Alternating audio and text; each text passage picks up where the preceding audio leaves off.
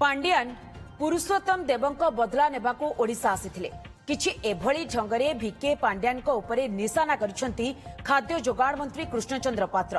केन्दुझरे मुख्यमंत्री को चाषिक धन्यवाद कार्यक्रम में कृष्णचंद्र कहते पुरुषोत्तम देव जगन्नाथ एवं बलभद्रंक सहायतारे कांची विजय करी राजकुमारी को विवाह करिथिबारु तार बदला नेबाकू वीके पांड्यान ओडिशा आसिथिले। एठाकू आसी से प्रथमे ओडिया झियो को बाहा हेले, तापरे जगन्नाथ को बदनाम करने तांको नामरे उषुना अरुआ चाउल मिसाई घरु घरु मागिले। निजे उड़ा जहाज रे बुली बुली नवीन बाबू को दुईटी जगार ठिया कराइले। दुईटी जगार से जीति गोटे रे पांड्यान जीति उपमुख्यमंत्री होई राज्य चलाई थांते आउ राज्य को लुटी बदला पूरा करि थांते। हेले प्रभु जगन्नाथ एहाकू कराई देले नाही बोली कहचंती जोगाण मंत्री। तेबे मंत्री कृष्ण पात्रंक एभली मंतव्य उपरे पांड्यान किंबा बीजेडी पक्षरु कोनोसी प्रतिक्रिया मिली पारि नाही।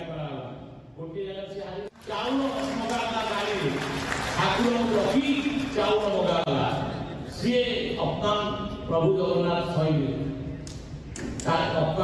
माने बदला कौन ना मो भौणी की लेचला मु आको भौणी की नेली जगन्नाथ को भिख मगेली तापर हेलिकॉप्टर बुल्ला पूरा दीटा जगह रे नवीन पटनायक क्या करा गोटे जगह से हारिल यार हिसाब से दीटा जगह दिया है जिबे मुख्यमंत्री आ सरकार हमर आसीबो मुख्यमंत्री हेबे नवीन पटनायक से डेपुटी मिनिस्टर के हबो ना पानी हला तापर किछि दिन पर तो पूरा चली जीवो आ तापर के मुख्यमंत्री हो पानी।